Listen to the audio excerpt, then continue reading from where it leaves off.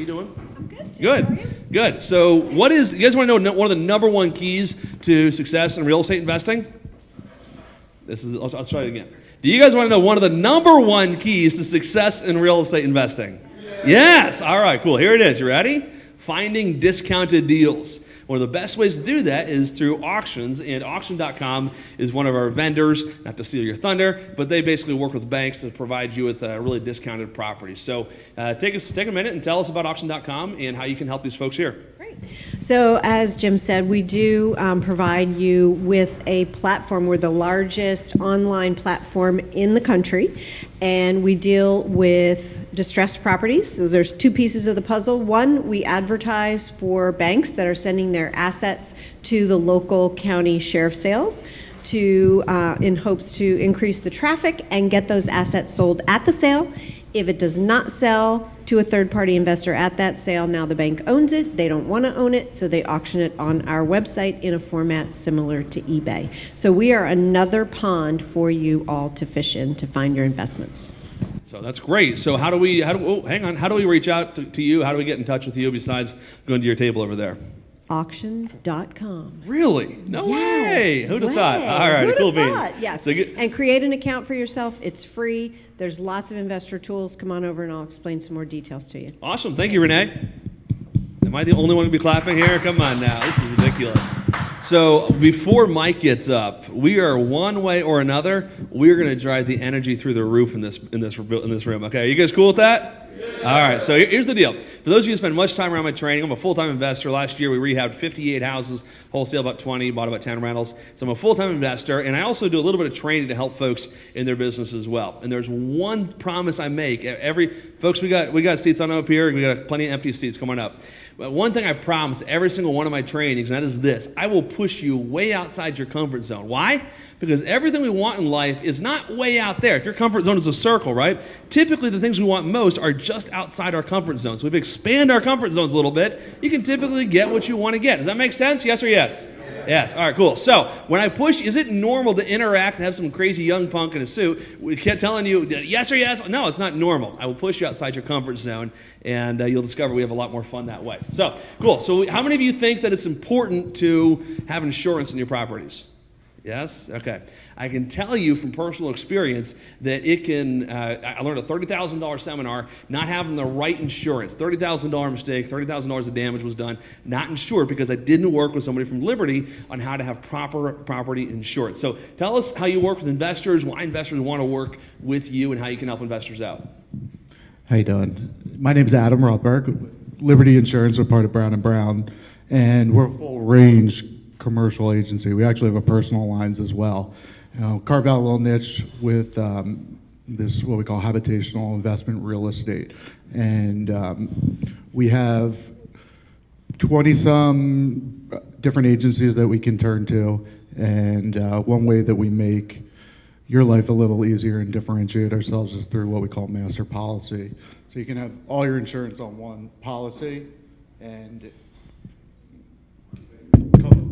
you can have all your insurance on one policy. It just makes life easier. If you're flipping, you can buy and sell the properties and keep one policy.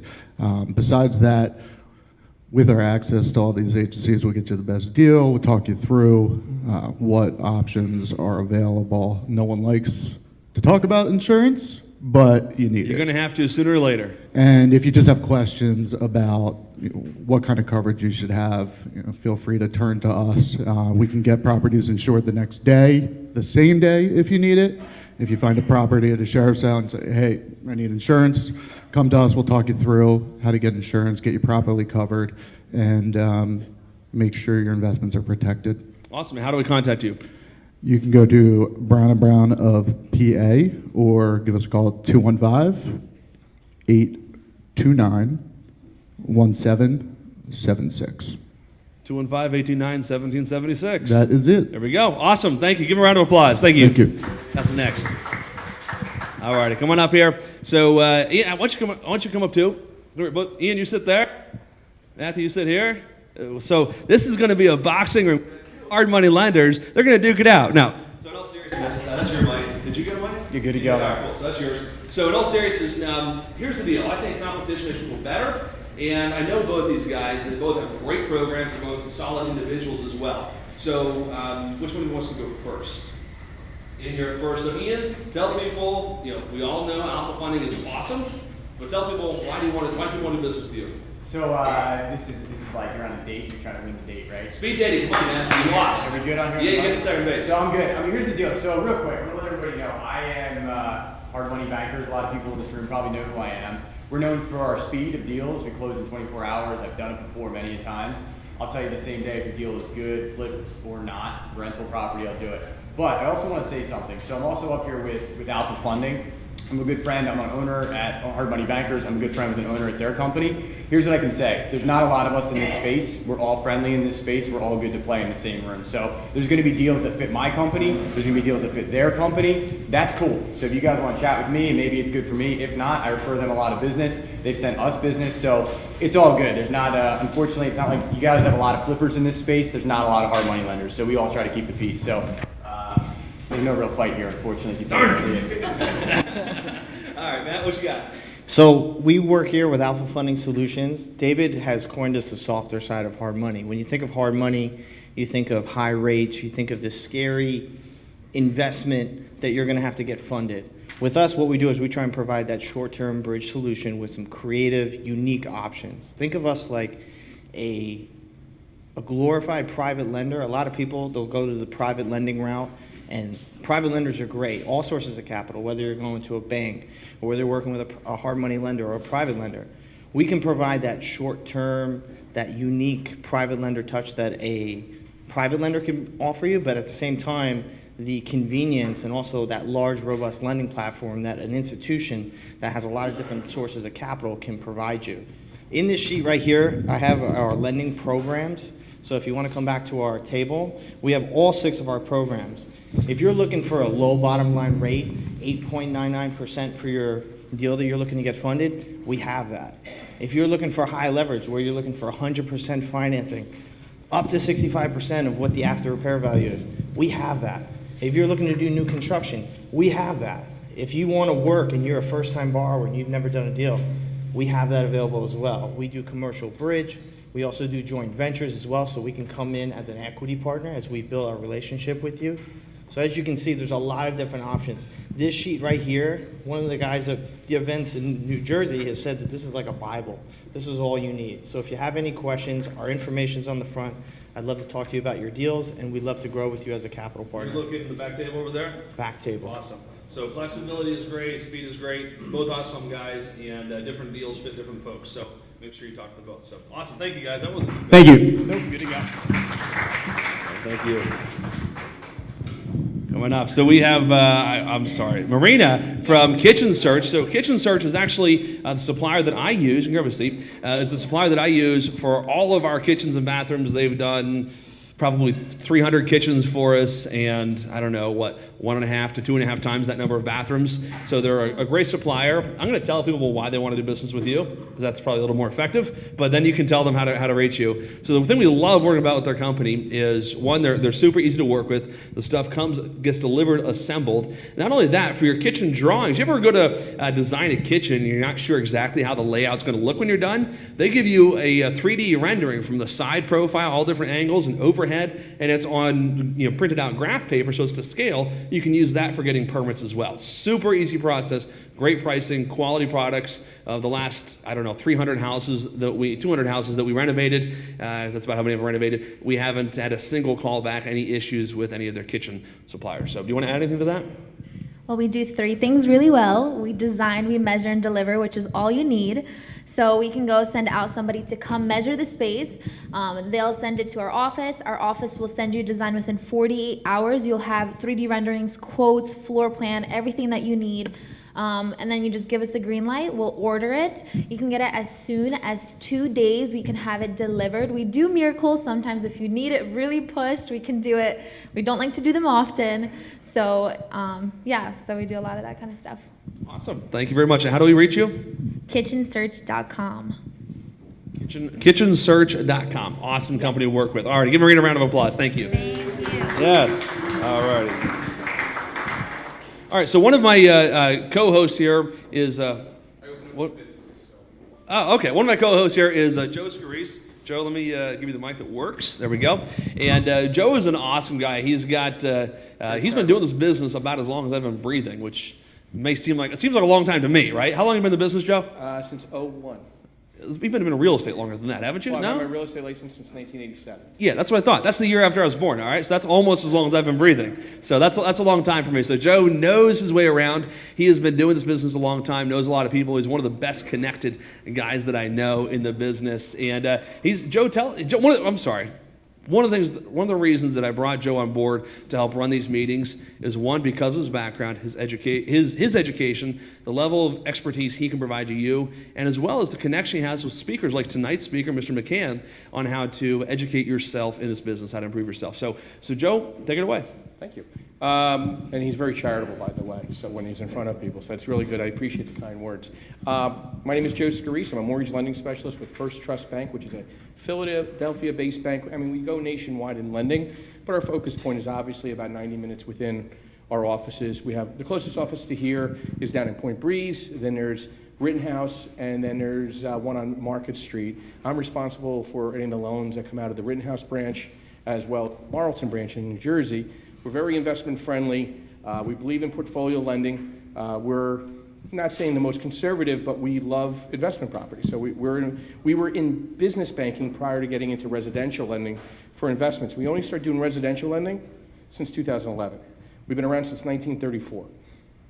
So it tells you our mindset working with investors and trying to get things accomplished from the refinance and purchase side. But in the last couple of years, creating a network base. I've only been down here since 2009. I've had the privilege to be able to open other revenue streams. I had gotten sick about 4 or 5 years ago. I got vertigo. So you really can tell about a person when they talk to you when you're really sick and you're bedridden. So I decided to put together a property management group called Philly Managed, because I feel, hey, I better have another option out there other than being a loan officer, because they absolutely don't care that you're sick. They want to get their loans done. So I opened up a property management company, and I also opened up a real estate sales group in partnership with the gentleman that's going to come up in a minute. And it's just really investor-friendly type of portal. And then I partner with this gentleman to my left on turnkey properties that we buy, clean up, and then turn them over to investors that start cash flow. And that's we have Lawrence Elliott, want to come up for a second, and I have Noel Parnell, and then we'll get into the interview I have with Mike. I got some really good questions, some mystery questions. Only kidding, Mike. I'm only joking. So, Lawrence, why don't you give a quick introduction to yourself? Oh, I don't think I need this. How's everybody doing tonight? Oh, we can do better than that. How are you doing tonight? We have a great speaker later on. I'm excited to hear what he has to say. So I hope you're really pumped about it. Let me give you a little background here. Been in business 28 years, been president of the board of realtors in Bucks County, done all types of real estate. Joe got me cornered at a meeting one time for Bucks I'm wide. County. I'm wide. It's all talk. Happens. And he said to me, look, what are you doing? And I was in between things, I didn't know what I was doing, and we joined together a little synergy, and we started having something going on here. He was talking to me, and he was saying, like, why don't you come on board and do something with us? So we started this little company called Rehabbing Country Real Estate. And you know what? It's growing. And it's because of, we take this attitude of listen to what the needs are of the people that we deal with. We work really hard. Some of the agents are around here in the audience and out there. And can I tell you something? I'm really proud of it. You know, you're going to listen to Mike McCann, who's like one of the number people in the country. And we're nowhere near that. But I gotta say, you know, for new people in the business, they've really come a long way. So we're excited about it. We're a small little boutique company, and as part owner and the broker of the company, if there's any questions some of the people here can answer for you, we'd love the opportunity. Thanks so much for the time. Bingo. Noel? Noel's another loudmouth, so he could handle himself. You got it? All right, you don't need this? I guess I don't. No, go ahead. So how you doing, man? I'm Noel Parnell. So I just wanted to ask the crowd, has anyone ever had any problems just finding inventory of a house? Or any problems having a contract or any issues or problems with the tenant? No issues in the room? No. Anybody who's done a deal has. Okay. So I want to talk about opportunity that me and Joe do. It's a turnkey opportunity for this investor that's looking for his first property, or he or she looking for their first property, or if you're a seasoned investor and you're looking to extend your portfolio. We actually find the house for you, we find the tenants. I really project manage on the construction, the rehab. We actually look at what you want in return, for whether you want 9% return, 10% return. I even show you how to get your original investment back. So all this is in a spreadsheet and it's here for you. So this is what we offer. So it's a full turnkey opportunity. It's just handed to you, and all you do is collect the money. We can do the property management for you. So it's set it and forget it, you know. So I don't think you get anything as easy as that. So, you know, we all like to make money, and this is a quick way to make money. You know, so come to me. My phone number is 267-265-3721. Again, I'll repeat that. It is 267-265-3721. Awesome. All right, thank you. Give a round of applause. Great way to do it. So before Joe brings up Mike, one thing I want to make folks aware of. So on Saturday, we're actually doing a free Rehabbing 101, Rehabbing Houses 101 workshop. So that'll take place on Saturday at 10 a.m. at the Courtyard Marriott in City Avenue. Get there a few minutes early. We'll send you an email about that. But that is absolutely free. 10 a.m. to 12 noon. I see some folks standing in the back and the side. Raise your hand if you've got an empty seat next to you. Raise your hand if you have an empty seat next to you. Folks, if you're standing in the back or on the side, do the speakers a favor, if you would, and come around and grab a seat. It's the respectful thing to do. It makes it easier for everybody to listen, keeps you more engaged as well. So with that, I'm going to turn it over to Joe. Thank you, sir. Thank you. I've been down here since 2009, and the minute I came down here, I saw about 300 signs, and that was Mike McCann. And I said, well, I want to learn about how this guy operates, and he must be like up in this upper echelon. And when I got to meet him finally through GPAR, he was as humble as somebody just starting out in the business, which I really appreciated. He had come out once before, and I'm really excited. I mean, this is a man that basically supports your real estate industry here in the Philadelphia market. Everybody cracks off his boulder, what he's created for his business. So I'm really excited about having him up here. I've customized some really good questions. We're going to go through the questions, and obviously we'll then open it up to questions in the audience, and I'll walk around and hand a microphone. But while I'm asking the questions, I appreciate you'll write it down, what you're thinking, and then I'll get to you to maybe extend some questions. He has a team of 25 people now?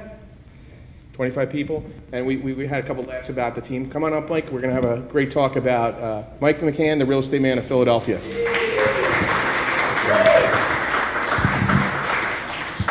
So Mike, thanks for coming out. Just want to not make you any more nervous. We're videoing this. Okay. It's going to be live on various sites. We have Work Your Money podcast back there, Michelle Wong, who's out of New York, and this will be promoted up in the tri-state area. Hopefully you'll benefit with some newfound inbound traffic coming to the office's phone number. So let's just get to the root of things here, and I put these questions together. I know you looked at them because I think I sent to you like at 9 o'clock at night, and you're a man that returns all calls or emails till 10. Midnight. So I wanted to make them intimate because I wanted to make sure that anybody that's aspiring to be a real estate agent in this business or utilize a team such as Mike McCann's team understands where he's coming from, okay?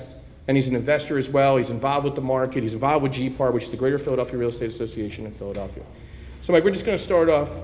Basically, the first priority question is how long have you been in the business, and what separated you from the rest over the last 25 years? Hi, everybody. I just wanted to say one or two things. Go ahead. Yeah, I'm Mike McCann, the real estate man. I'm the retail seller. Okay, I am the person that sells homes for many developers, rehabbers, homeowners, and stuff like that. I've been in the business 31 years. June of '86, I got my license because a couple of friends started to invest in real estate, and I saw them and I liked it, so I got into real estate and started selling real estate. So when I got into the real estate business, I thought, I met this guy, he was a couple months in the business guy, and he had show him a property in Pensport. I was based out of Queen Village, and this was '86. I show him the property. He's got some jeans and an undershirt, and just the guy, and I'm thinking to myself, this guy can't buy this property. Again, I'm new in the business. And I get talking to the guy. He's like 35. He owned about 15 or 18 properties that he started buying 10, 15 years ago, and half of them were paid off, and he had retired from his job. And I'm like, and he said, I just buy little houses, I don't have to be real fancy areas. I clean them up. I get good people. They stay 5, 10 years. I get 10-year loans and paid them off. And he was supporting himself. But this is great. Oh, okay. Oh, I'm sorry. We're not loud enough. Okay, Leave sorry. that. Okay, so that got me to invest in real estate. But what set me apart was when I got into business, I thought, this is a great business. It's an entrepreneurial business where the harder you work, the luckier you get. And I saw to build long-term wealth was to own real estate, and I saw that from other people. So I decided to learn everything I could about houses, followed the home inspectors around, because my father was a college professor. I didn't know anything. So followed the home inspectors around, learned about properties, took courses at Temple Real Estate. Today you would do it online, and just continued to learn. And I said, I want to have the best, become the most knowledgeable in the business, and I want to have the best reputation. And so what I've done, and what is a big part of my joy and my success, and by my second year in the business, I was selling 100 homes, 90 homes a year, my second year in the business. And I was buying like 1 or 2 myself, because back then you needed 30% down and interest rates were like 11 or 12 or 13%. So best reputation, the most knowledgeable, the hardest working, and so that's what I think sets me apart year after year. So I primarily, I don't compete with my builders or my investors. I just buy 1 or 2 a year as I always say, I make my living selling real estate. I build wealth owning real estate. So since the 80s, I bought 1 or 2 properties a year. I don't typically sell. I've done many a flip. I mean, I've done a couple dozen, flips, but I don't like paying the capital gains. I like keeping them, and before you know it, it's 10 years and the property's doubled in value. In 20 years, it's quadrupled in value. Well, it's really funny. I know you're second generation now with your son and your daughter involved. Yes. And I pull up into Lowe's down near Pennsport. I'm getting out of the car. I got to go pick up paint stuff. What do I see pulling up, getting out of the car at the same time as Ryan? So I see that family is very important. I see the pictures on Facebook, and I see you taking that as a priority along with your business. I mean, has that been the biggest support mechanism, other than the education you've done at Temple and meeting people like the gentleman that you first started off with? I built a team, one contract. I mean, my family's very important, but my team is my family and my contractors. My roofer, I've been using, just speaking to him before I came in here, 23 years. My termite guy, 25 years. My one contractor, 25 years. So I can send him in jobs, run through it, say, this is what I want, and check on it once a week, and it's coming along. So building relationships and taking care of people. And then my wife does all the bills and all that stuff. I get invoices, they get paid right away. I thank my guys. So building, they jump for me. So I fix up a lot of properties to sell them after the home inspection. I fix up properties to wealthy people who don't have guys. They use my contractors to fix up stuff, which I make nothing on. I just provide that service to them. But it's people that I take care of and they take care of me. And so that's the most important thing. When I call my electrician, he's out, it's priced great, it's done. When I'm roofer, so building relationships, paying your people right away, thanking your people, So your team is your family. When you take those Yeah. pictures with the team, Yeah. you're supporting your Yeah, my family. sales business, as my business grew, I needed more help, so I hired an assistant. And then I hired another assistant, and then a couple, 10 years into business, I started to hire agents because I had too much business. And so I do have a team of 18 agents, and I have 6 full-time assistants. But just like that, I have one assistant. There's Pam here. She's from my team. Well, Pam's an awesome salesperson and owns real estate too. But my one assistant's been with 20 years, another one 18 years, another one 16 years. Many of my agents a long time. I build my relationship for life. I came from nothing. I had nothing. I had debt when I got in real estate. I didn't get into it. I was 27. I was in the restaurant business. So it wasn't like I came with anything. I came from nothing. Just debt, major credit card debt, nothing. My first house when I was 28 was a $43,000 house. But as a hired team, my thing is to build relationships. Life's too short. build relationships, take care of people, they take care of you, and you live a happy life. There's enough business for everyone. But this thing here, this is great. I never had an opportunity, like I learned everything by myself on my own. This is great, a service like what you guys are doing here. We were just talking I never even knew about this. Yeah, well, there's events out there in the Philadelphia market, and we try to keep them, how we say, non-predatory, where there's education being provided. Right. So you got a better customer when they call you, one of your 18 realtors, where the realtor's like, oh my goodness, what am I dealing with? Here, you got somebody that has maybe potentially a half team and might need just a little help to get over that edge. Okay, and that's why the different investor groups that are out there in the Philadelphia market, there's enough to support that. You go to an event, any subgroup meeting that you go out, you'll see 30 people on a Monday, Tuesday, Wednesday, Thursday night. So the gravity toward real estate investing is bigger than ever. Obviously, we're in a capital market where our population has hit, now we're number 6, but we have all the statistics of a national capital market like Los Angeles and New York and San Francisco. So this ties into trends. And, we obviously have Kevin Gillen that comes out, who's a statistician expert of Philadelphia, down to the waterfront, down to the New Jersey shore. Where do you see the trends on listing that flip and somebody buying in? Where do you see your buyers going, and where do you see some of these guys are? Because and I know Jim's in your team, right? Jim Nesty. Mm-hmm. This man lists some I have to properties stand that up. are. It's all right. We're getting a little old. So, Jim Onesti, I want to get, if I pass away, I want to go into one of the marble tombs of the beautiful basement downstairs. The ones on 3rd Street, they were gorgeous. Where are you guys seeing 2018 going into 2019 with your buyer and your seller? Well, just my marketplace, it is limited. I'm from Kensington to South Philly, from Society Hill, Queen Village to West Philadelphia. So that's my marketplace. I don't really know any other marketplaces. It's the most exciting. I've seen it come up and down, 3 up and down cycles in my 31 years. I've never seen the growth, the expansion, the happiness, smiling face. Growing up, we called it Philadelphia. Honestly, that's where the city was filthy.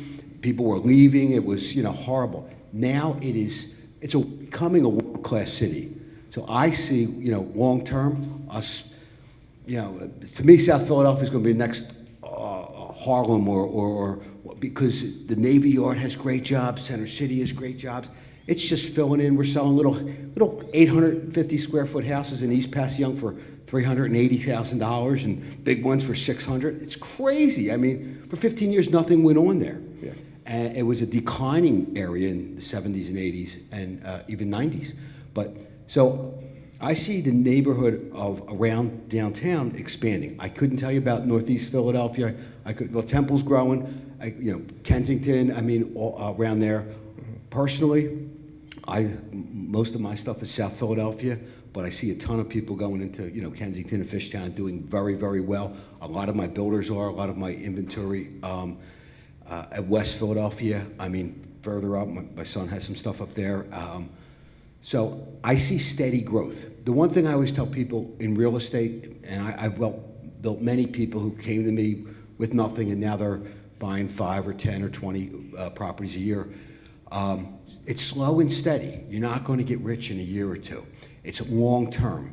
And it depends, do you want income or do you want flips?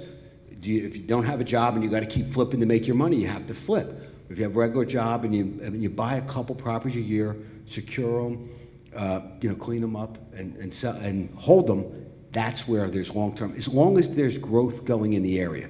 So when I first bought in the 80s, the market was booming and then it busted. But I didn't sell. And then I held it, and then 7 years later, the market came back up. Because I remember for 5, 6 years, between 90 and 96, there was a depression in real estate. And I was crying to my wife, only us, only my generation is losing money in real estate. But then came 2000, 1, 2, 3, 4, 5, and they went up 500, 600%. Yeah. So long term is what I like real estate. Philadelphia long term is really changing. Singles and doubles. Yeah. Single and doubles. I like single houses. I have 1 to 4 unit build. I have a couple 5 units, but I like single houses is my favorite for long term. They stay in there. I have tenants with me 20 years, 15 years, 10 years. They bought the house, we haven't even discussed, and you tapped on it a little bit, but the Navy Yard is not at full capacity. Not But even close. Not even close. They don't even have a residential component. If you've not been to the Navy Yard, go down there. It's unbelievable. It looks like San Francisco. I did, and I'm like, wow, I Yeah. can't wait till residential. This Schuylkill Yards is world class changing. Oh, yeah. What's going on abroad in Washington is changing. What's going to go on at the waterfront is changing. And what it's funny, so many of our buyers are the millennials. So, I sell $1, $2, $3 million houses, but I sell $1, $2, $3, $400,000 houses. And so many millennials who are buying 2, 3, 400. I always say to them, your challenge is to make our schools better. Demand, because they want to be in town. They don't want to move out to the suburbs. They want to be in town. I always tell them, and we're seeing that in the neighborhoods where these millennials are starting to have children and they're trying to make the schools better. Make it work. That's been a big That's factor. going to be the biggest factor over the next Yeah. 10 years. A lot of these people buying the houses with 10-year tax payments, they're going to potentially have a child that's going to be going into the school district. Correct.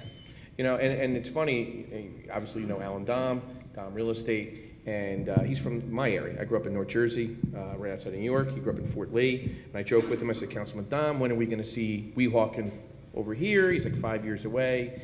I mean, do you see that waterfront facilitating like Weehawken and Hoboken over the next 5 to 10 years? There's finally what you're seeing today is the city, the business community, and the developers, city business and the development groups all together.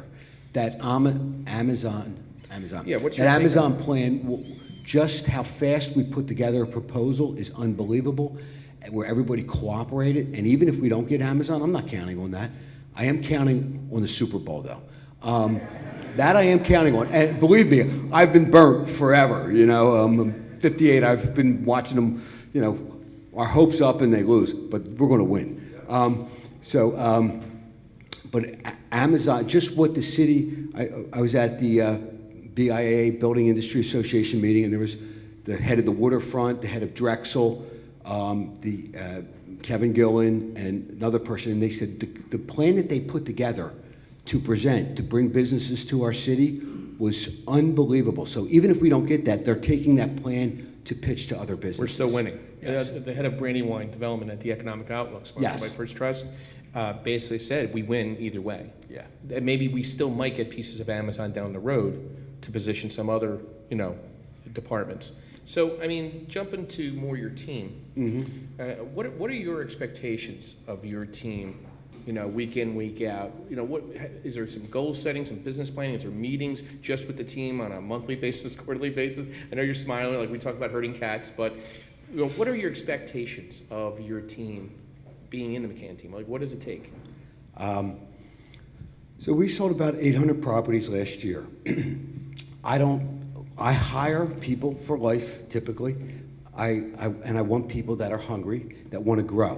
One of my rewards doing this a long time is taking somebody who has nothing and helping them grow, and who's struggling financially or whatever, and helping them grow. So that's a big reward. So I hire right. I am not a babysitter. I only hire entrepreneurial people. I'm really not a business guy. I don't sit down and business plan and all. I know what I have to do every day, and I do it consistently every day. I'm out, 9 o'clock's my first appointment, 9:15, and I go till 9 at night, and I take personal time when I need to. It's the one thing, being an entrepreneur, you can take personal time. But my agents, I just support them with support, the office assistants and marketing, and leads to generate. And I just don't want to hear back from a client that this person said this and it was wrong, or that they didn't follow up. So I really don't have my expectations is that they're going to be hardworking, they're going to be entrepreneurial, I'm going to support them. And I always say, so it's 1 and 1 is 3, meaning 1 and 1 normally equals 2, but with I'm better and they're better, we add up to 3. And that's what I try to do. So I just support, and I tell them money-making activities. I want my agents out on the street meeting clients, not sitting on the computer doing all this research. Get a face-to-face, get out on the street, and meet people. And I provide them with leads, and then I provide them with support. But you have to hire right. You have to hire people that are hungry. Same thing with a support assistant. The first thing, if you were in the real estate business, the first thing that you need is a CEO to manage me. Like my wife was my first assistant. I'm sales. I love people. I'm a hustler. I've always worked hard since I was yay big, but she's an organizer. She's the brains of an engineer. So she said, okay, well, what do you do? So she made checklists and plans, and I could be out on the street. And so as my business grew and we had a couple more children, I hired an assistant. But I learned not just to hire as cheap as you can find, to hire up. So now we do a pretty good interview process. But hiring a kick-butt person to support you so you can do your business. And Alan Dom told me a long time ago at Temple Real Estate, he said, if you can pay someone to do it for less, if you don't have an assistant, you are the assistant. Like I wouldn't want to sit home and pay my bills and pay my books and look at my finances. That's what my wife does. Part of my success is having a strong partner. And so I'm a tunnel focused on what I do best. And like if I wanted to own a company with a couple hundred people, I could. But I'm not a business owner. I'm just a small business owner that wants to grow a certain amount of people, and I want them to succeed. And I try to support those efforts. So, I mean, when I run into you So down at so Chipotle, if somebody has a baby and they're not going to take leads, that's fine. You know what I mean? Yeah. But if they're in there taking leads and they're not getting followed up on, they're out. yeah. And that ties in when I see you down at Triple Play. It's like the Rat Pack. Right. You got your soldiers with you, walking the whole. Sometimes, yeah. I'm hard to I've seen nail you a couple down. times. Yeah. We move quick. I mean, I move pretty quick for a big guy, but I watch and I see how you operate, and it was very impressive seeing the group of some of your team with Right. you, supporting you down in Triple Play, and I could just see the ensemble. And I know a couple of the guys, and they're very strong. But notice, just Pam's here tonight And Pam's because everybody's she's out the working. soldier. She's the real soldier. Yeah, she's the real soldier. But everybody's out working. People say, "Oh, I want to have a meet. You know, I want to have a meet." I don't meet once a week with my team and sit down. To me, we're losing money because we should be out on the street selling. So that's hiring right, people with the right work ethic, people that are educating, continually growing yourself, networking, establishing relationships, taking care of people. If somebody this one woman, she came from China. She was doing horrible rehabs. She bought one of my listings, and I said, and so I coached her. And today, she's doing 15, 20, 4, 5, 6, $800,000 houses a year. That's all. I mean, she loves me. 13 years ago, she had nothing and was doing horrible rehab. But I coached what to put in there. I help her buy the stuff. And it's not like I have to do it. I'm the air traffic controller. I say, you have to get my stager. She'll help you make the selections. So just building people is really rewarding. They become successful. I'm an important part in their life. And the same thing with my agents. You know, they have a good, healthy life. And that comes to the word communication, okay? Communication for you with your clients and communication with your team. Do you kind of make them feel that they have to tell it like it is to their client, or should they sugarcoat anything? I mean, what's your take on that communication component? Yeah, I am big on communication, and it's funny, and I love the millennials, but they're so short, one word text response. You know, I say you have to explain everything. You have to you explain everything. And even though I've done it thousands of times, I still say the same thing a lot of times because and I explain it to them. So I don't just say, yeah, their counter's 350. Hey, I explain how we got there, or whatever the deal is. I explain the situation, so I make it real life experience. With my agents, you know, I try to get them to communicate, and I try to communicate with them. But communicate, you know, everybody knows with me, as crazy busy as I am, you call me, you email me, within 2 hours I'm back to you. And that's just how I am with my clients, and they love that. But I give them thorough reasons why. And because I continually educate myself, I can be a confidence man. So I can tell Joe, this is a good deal, Joe. You need to take this. I know you're not making as much as you want, Joe, but this is why, blah, blah, blah. Or you know what, we don't have to take this, Joe. This is early on. So I really am brutally honest. You have to be brutally honest. When I'm going through a rehab and I'm like, you know, this is wrong selection here. Like I can walk through a property today and say, this is wrong layout, wrong selection. You know, I'll get this sold for you, but your next one, I'm going to help you. You know, like I am the same guy that I was when I had nothing. But so I'm brutally honest with people, totally brutally honest. Yeah, how do you stay affluent with the market, the monitoring the market? I mean, you and I run each other BIA, run, various events. But is there anything online that you take a gander at, maybe weekly or daily?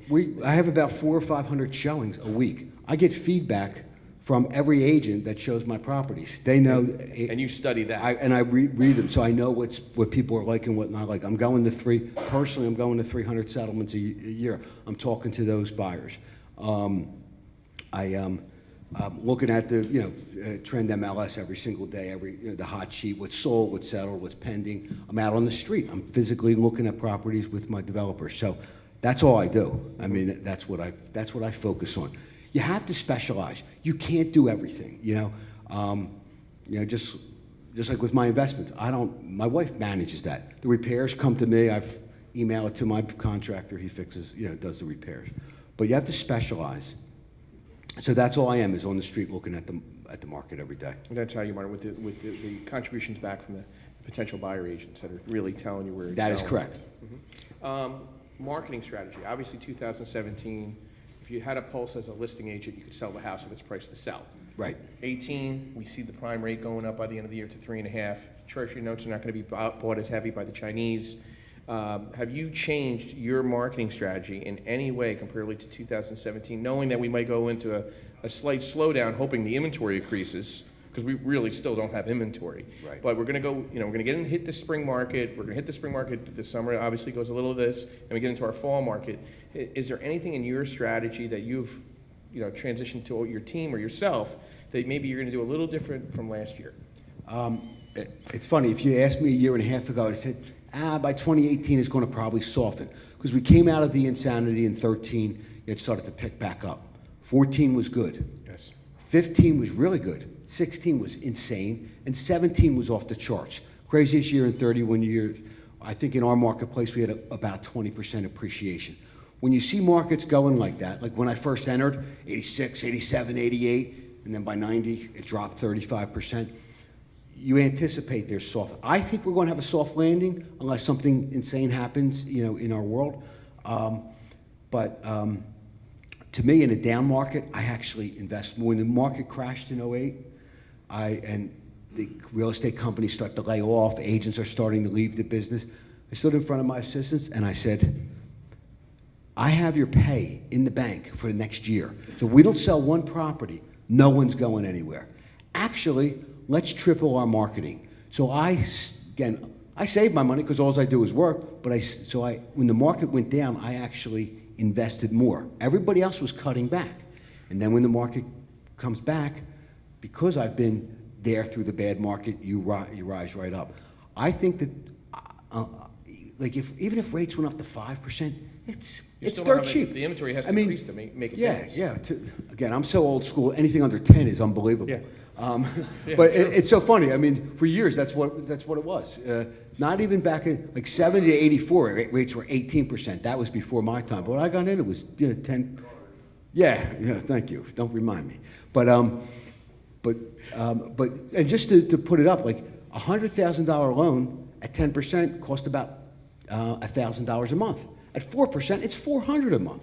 So if they go up to 5.5, so I don't see the rates affecting. People want to own homes. Demographics are growing. Philly is growing. So even if rates go up a little bit, it actually makes people jump into the market. I better buy before the rates go up. They won't hesitate. Yeah. So I see this spring being incredible. We would have had more sales last year if we had more inventory. We still need more inventory. And the markets that are expanding, like I remember early on in Point Breeze or Graduate Hospital, there was some rundown blocks, but we start to fix up houses. We put some trees on the block. Other neighbors start to clean their house up. I love watching neighborhoods transition and get cleaned up. So am I changing? No, I'm not changing any. I mean, nothing. You're just staying consistent with Staying consistent with where we've been. And this ties into another question. I know you live in Delaware County now, or you live in Philadelphia County? Wallingford. Wallingford. Yeah, Delaware County, yeah. So the top streets of Wallingford, I would imagine. My wife moved me there. Yeah, no, I GPS to get home. I have a girlfriend that grew up there, and I drove with her. I'm like, this I'm is Philly, really if you rough. can't tell by my accent, but Yeah. being married is a compromise. And if mom ain't happy, nobody's happy. They win, you so- lose. I got that down pat. What county, if you weren't going to invest in, I don't know. Joe, I just know downtown Philadelphia. You just stick From to what you Kensington to know and hand it Fishtown. off to the rest of everybody No, else. It's funny, my daughter's like, oh, she bought a house in Swarthmore, and she's Yeah. like, I think I want to invest out there. I said, Jewel, look at the taxes. You know, so it's a little $150,000 house. The taxes are $6,000 a year. I said, you need to stay downtown. So I don't know. I could not tell you. I'm not a commercial guy. I'm a residential guy from Kensington. Again, I say Kensington. It cracks me up because I never went to Kensington when I was growing up in Philly because it was, you know, not a great neighborhood. Sorry if anybody lives here, but live there. But now it's booming. You know, South Philadelphia is where that's where I have most of my stuff. That's where I know the best. And any street in South Philadelphia is coming up. Gray's Ferry did not peak out yet right now. I don't think at all. Point I Breeze think you got a didn't lot of peak room. out. Even, you know, Dickinson Narrows between 4th and 6th, that stretch there, Pennsport, all of it, down at 20th and Snyder, Newton, that's coming. Yeah, there's so many areas that are coming. And if people, when I bought properties in areas that were, even in areas where I was really early on, I always made sure I cleaned the front up, put some planters outside. I like planting a tree, making it look good, cleaning the streets sometimes. I put flags on, American flags on telephone poles to make the street look alive, and other people start to follow. But I could always get a nice clean house. I could always get a good tenant in that place, and that will grow. So I see Gray's Ferry right now. There's still reasonable prices there. I agree With with the expansion of Penn, I think that will boom over the next 10 years. There's so much raw land. Point Breeze, yeah, it's pretty expensive, but I thought it was pretty expensive 2 years ago. Yeah, you know, and it's still going. But so many of the young people that I do it, they don't have a lot. They can only spend $100,000 or $120,000 maybe, which is again 3 times more than my first house, you know, today. But yeah, I sell them deeper in South Philadelphia and hold on to it. And in 10 years, get a 15-year loan. I don't like having a lot of debt. I like to buy and get them short-term loans. I don't need to make money off of them. I'm not looking at cash flow. I'm looking at getting my debt down. But that's me. I'm old school. Let's talk about a couple neighborhoods. You were naming a couple. What's a favorite for you for flipping right now? Probably You know you buy it right. You know it's going to out the door. Yeah, it's probably Point Breeze, Still South Point Breeze. Philadelphia, and a lot of my builders are doing phenomenal down in East Kensington and Kensington area right now. I agree Yeah, there. yeah, Northern Liberty is impossible.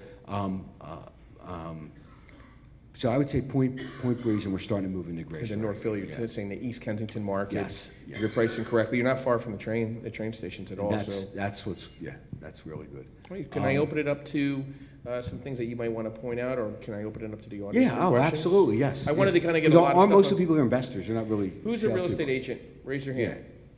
Okay. Who's a real estate investor? Raise your hand. Okay. So you see the Yeah. blend.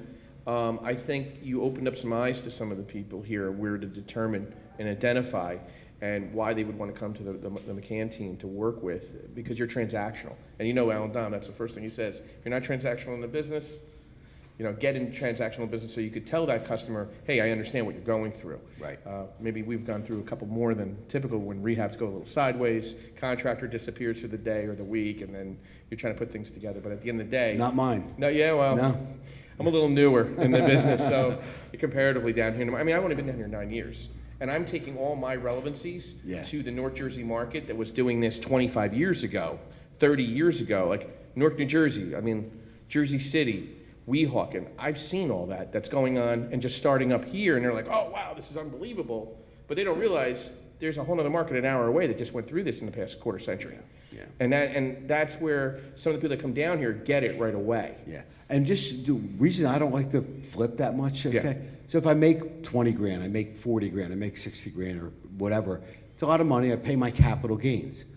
But if I hold on to that property and it's 5 years, how much more wealth have I built that someone else carried that for me over that time, and I still made a couple $100 a month. Correct. So but again, if I have guys that's their job, flipping, building and flipping. So you need to sell, but you should still store 1 or 2 a year away. Yeah, but open it up, please. Yeah, absolutely. Who would like to start first? Keep it one question. Yes. I live in Jersey. Where should I invest? I bought a house in South Philly on Dorrance. Where should I buy houses to flip? Again, In my Roth IRA. So, again, for me, I don't know about Jersey, but in South Philadelphia, yeah, in South Philadelphia, the first place I take my developers are Point Breeze. And if people want to hold it longer, Grace Ferry. I say, you know what, we'll clean this up, we'll buy this, we'll put 10, 15 grand into it, make it a nice rental, hold on to it, in 5 or 10 or 15 years, we can rehab it. So I would say Point Breeze, and I would say edges of Grace Ferry even today, or Joe. I thought he was shining my shoes. So I like South Philadelphia. So South Philadelphia is where I see a lot. It's where I'm doing a lot of business. Absolutely. Who's next? We'll go here. How involved would you get with walking someone through a flip? How involved? If they buy the property from me, or if they're going to sell the property they're from gonna me, sell it. then I from soup to nuts, from soup to nuts. I meet them at the property, I look at the property, I give them my idea on layout, and then it's funny. I used to be able to say, this is the materials. Today, I bring in my designer because the millennials have such great taste and there's such cool stuff. Being an old dog that I am, I can't even pick that anymore. So you know, for a small consulting fee, she comes in and does the matching. But the layout, the location, I know what to do. From soup to nuts, so. Yeah. My what? Yeah, they do it. Most of them are investors. Most of them, again, in good markets, they make a lot of money doing some flips and all own property. So I would say 80% of my agents own real estate and do that and work investors. Yes. Hey, Mike, Jim's asked. We met briefly in the hallway. First of all, I think we owe him a huge thank you for being here tonight and sharing such awesome passion. Thank you, Mike.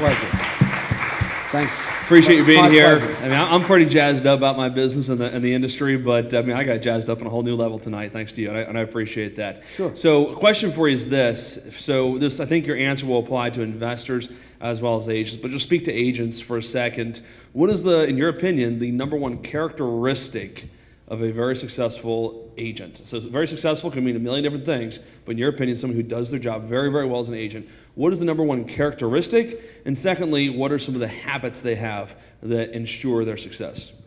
Okay, number one characteristic is wake up, get in the shower, and show up at the office at 9 o'clock. You know what I mean? Like that's the one thing. Educate yourself, and then find some mentors. Find somebody. I sold vacuums door to door when I was 19, and because there was no jobs at all, interest rates were 20%. So, my mentor told me then, he said, you have to look at that person and say, if he can do it, I can do it. And well, I don't know, I can't do that. Can't means won't, Mike.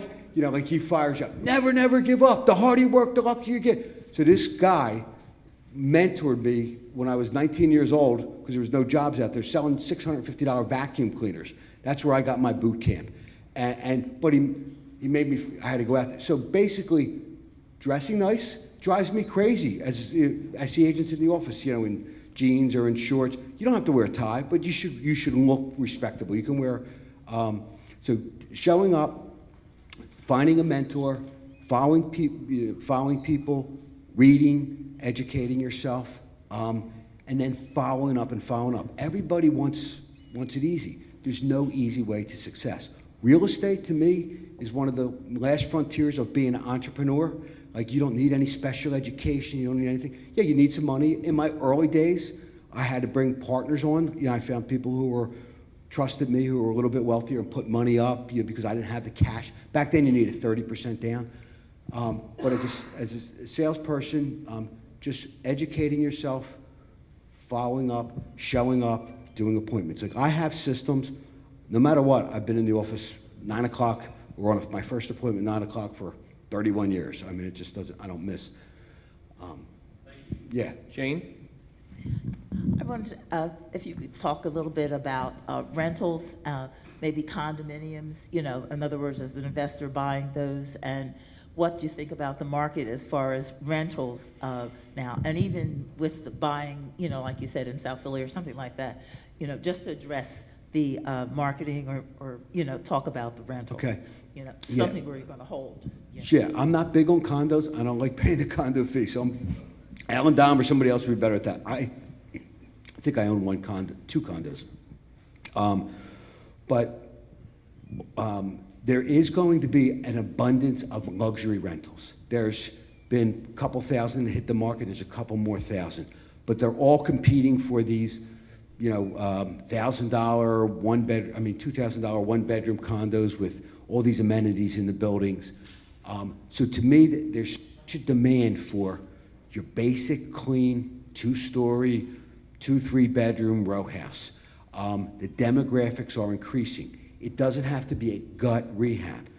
You get, I love getting the grandmom house, pulling the carpets up, sanding the floors, painting the walls. Even if it's got an older kitchen, putting changing some appliances, doing a counter, making a nice, clean, respectable house. That's what I like to do. That's what I've been very successful on. And then getting somebody, and they live there, becomes their home. And then I don't squeeze them for rent. I mean, I get good rent, but then I don't raise them every year, 10%. I just take care of them. So my renters are like my family too. So I like, as I say, peace in the Middle East. I don't want to squeeze everybody and break everybody's chops. So again, that's where long term, if you could get a property, clean it up, put somebody in there, you get your rent every month. Every now and then there's a problem, you have your guy go out there and fix it. And in 5 years, that property should be worth a lot more and your debt's down. So you win it. So I make a couple $100 a month on each property, but then I get to depreciate it off of, so that part becomes tax-free. My mortgage goes down if I have a mortgage on there. But clean, nice property, and if something's wrong, I take care of it right away. What are you talking about as far as the rent? What would you say would be for, say, 2 or 3 bedrooms? Most of my rentals, it's funny, I still have some at 800. But most of my rentals for 2 or 3 bedrooms are between 1,000 and 1,400, and my 3 bedrooms are 1,100 to 15. I have a couple in Graduate Hospital. I get 22, 2,500, but it just depends. I have a lot of stuff in like Passyunk, Pensport, deep Whitman, deeper down in South Philadelphia. Other than tenants I've had for 10 or 15 years, most of them are 1,000. Even a 2-bedroom on 2600 Marshall, and it's $1,000 a month, 1,100. And I'm lower than most people, but because I just don't squeeze everybody. I don't have to at this point. Clean house. That's really the key thing. Take care of the person. But there was a joke, not a joke, at the BIA, the Building Industry Association, for these. And there's a lot of builders there who are building those big high rises. The buzzword was, when your lease is coming up now, keep them at the same rent and keep them for 2 years.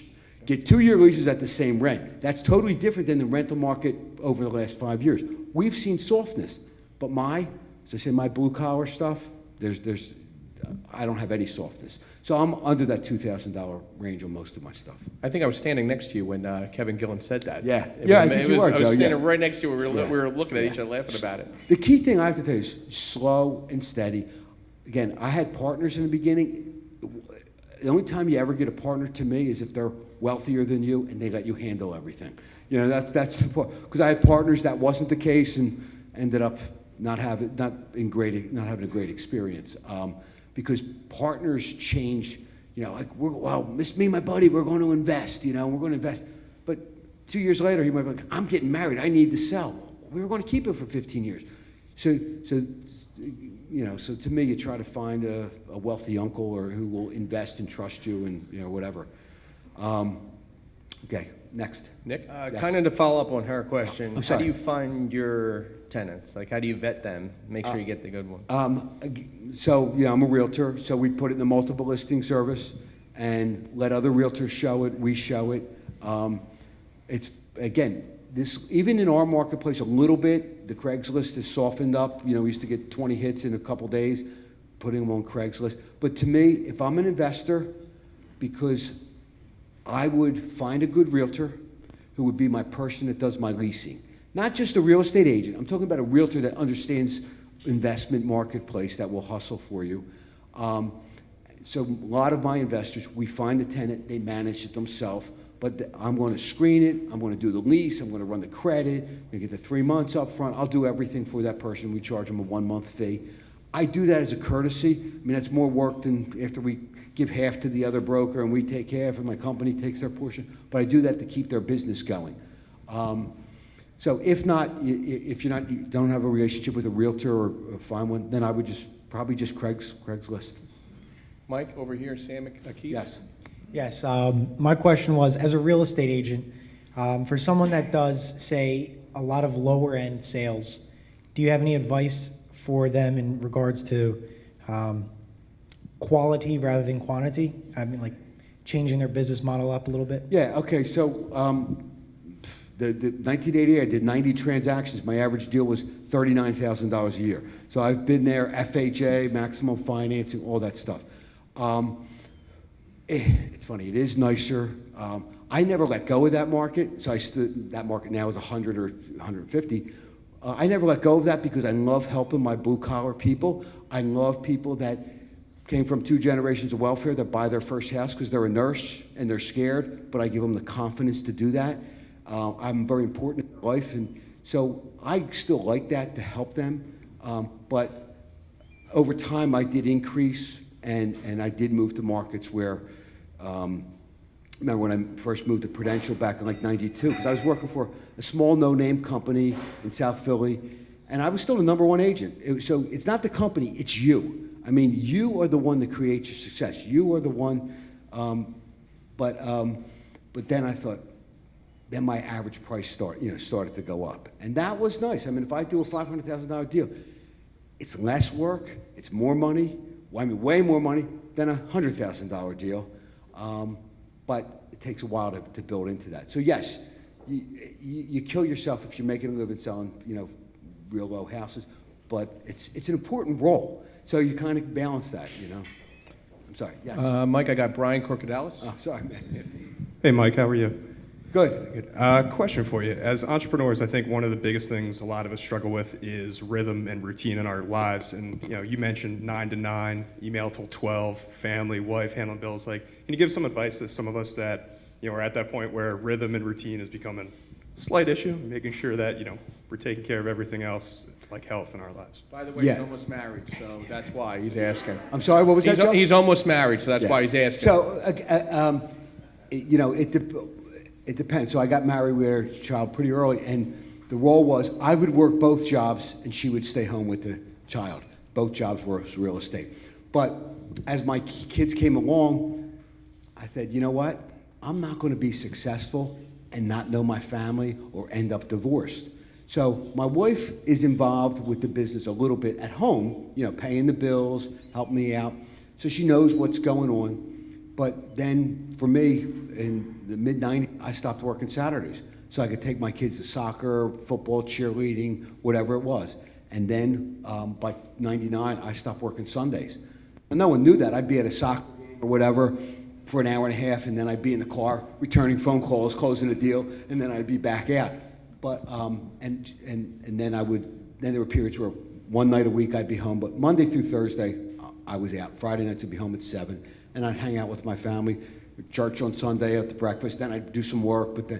So I come up with routines. Like if you opened up my appointment book, I have my wife is on the weekends. I'm with my wife. That's what I'm doing. Am I still negotiating deals? In between. But when I'm with her, I'm not on my phone. I might be with her for an hour or two. We're having dinner. That phone's away. I get home at night. Normally I get home at 7:30, 8 o'clock at night. I'll heat my dinner up. We'll spend 2 hours together. I'll eat. We'll watch maybe a series. We like watching series, and we'll talk. She goes up to bed at 10, and then between 10 and midnight, I'm on the phone again.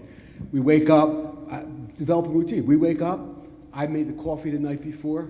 My clothes are already picked out. She brings the coffee up. We have a pot of coffee in bed in the morning. That's where we connect, so we bond. When my kids were little, they'd all be coming into the bed, But then, about 8:15, I'm jumping in the shower and I'm out the door, and they didn't see me till 9 o'clock at night. So it was a system. So it allowed me to succeed. She supported me. I worked my butt off, but I still made sure I had time and connected. I think this one. I got 2 more questions after this, and I have one. Okay. Hi, thank you for the opportunity. Tell me if this is true or not. The tax incentives are one of the reasons that Philadelphia is growing but the bad news is it's going to come to an end eventually? I don't think that's the case. I will tell you, the 10-year tax abatement didn't take any, there's misconception, it didn't take anything away at all.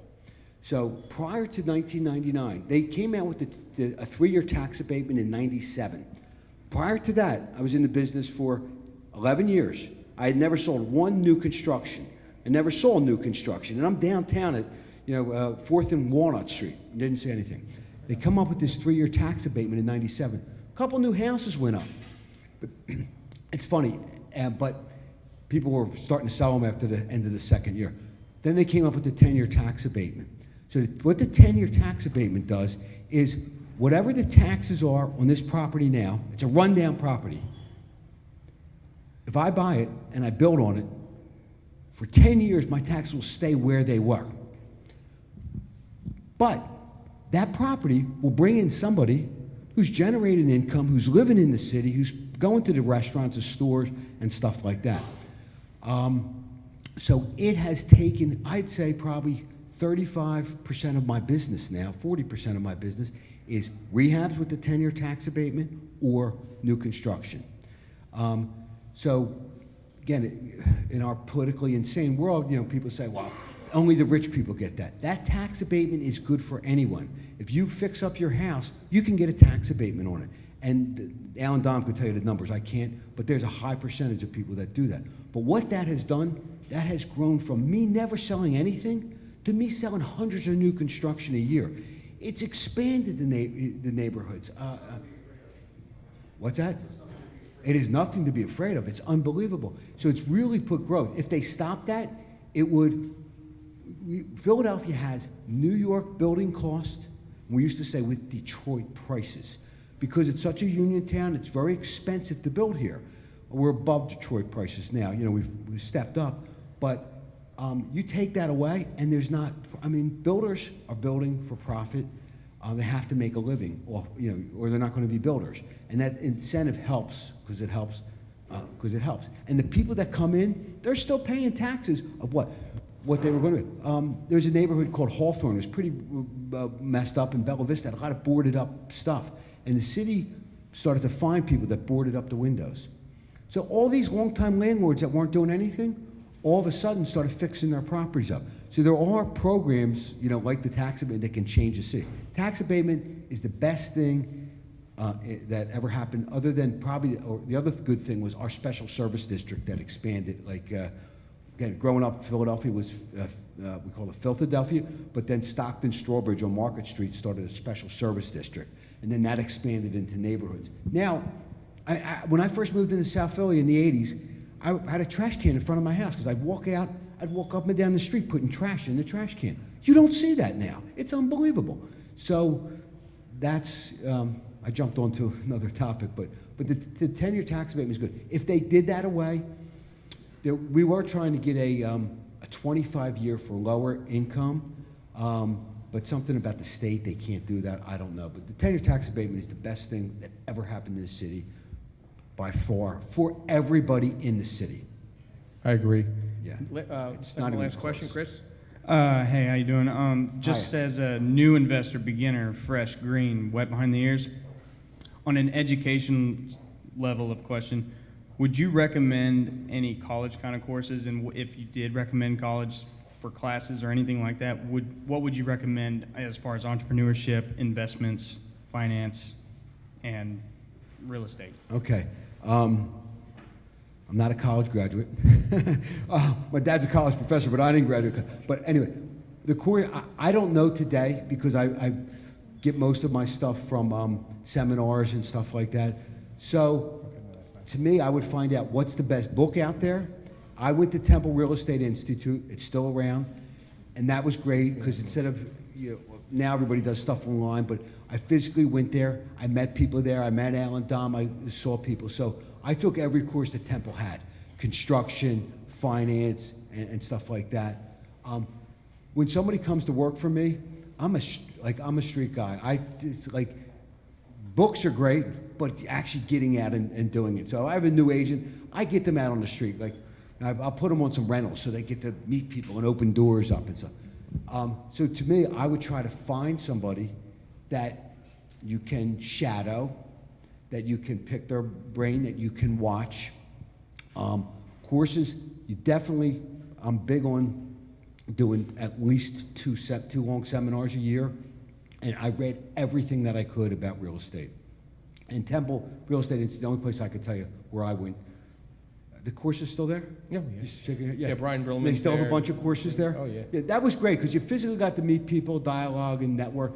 This is a network business, and that's where you start. Like I got involved with the board of realtors. Oh, it's a free thing. I'm doing this stuff. I met some of the greatest people. It grew my business. There's a thing in real estate. I didn't just get my license. I got my CRS, Certified Residential Specialist. They said people who have that degree earn 25% more. It doesn't mean that my broker's giving me 25% more, but that's because of the commitment to the education that I got from my Certified Residential Specialist degree. So those who continually, what you have to realize, I always tell people, it's the success in real estate is the best. Because I've seen people shoot up, they become big shots, they're spending all their money, they're buying, this and that, and then 3 years later, they're horrible. Not Mike McCann. I mean, I've been on a study, but it's just like this. And once in a while, you get a little tweak, but it's just like this. But if you go like that, you're going to fall. And so just steady persistence overcomes resistance, patience, but education is great and networking. One last question. Yes. Very important. What's the score for the Super Bowl this week? I don't know. I do predict a win. Okay? You do predict? Yes. Any point spread you're trying to come up with? No, I don't know. Guys, I'd like to thank Mike McCann again for coming out. Yeah. Some great questions. And All the best. I got 2 free dinners for you and your wife at Chima. For some nice meat, nice meat sweats there one night. And I don't get out. My wife packs me my lunch every day. She'll take somebody else out. You see, free dinner. And I'd like to thank everybody for the great questions. Yeah. I'd like to thank you again very much. My pleasure. Mike, you'll be here for a few minutes. Real estate's the best thing in the world. That's all I can tell you. Awesome. Thank you. Guys, take a look at the upcoming calendar. We have some great speakers, some great education. Keep that in mind. There's a lot of workshops. There's a lot of weekend workshops. Purely educational will take you to the next level. Anybody has any questions, I'll be here for the next half hour. Jim will be here as well. Have a great night. Safe ride home. Be well.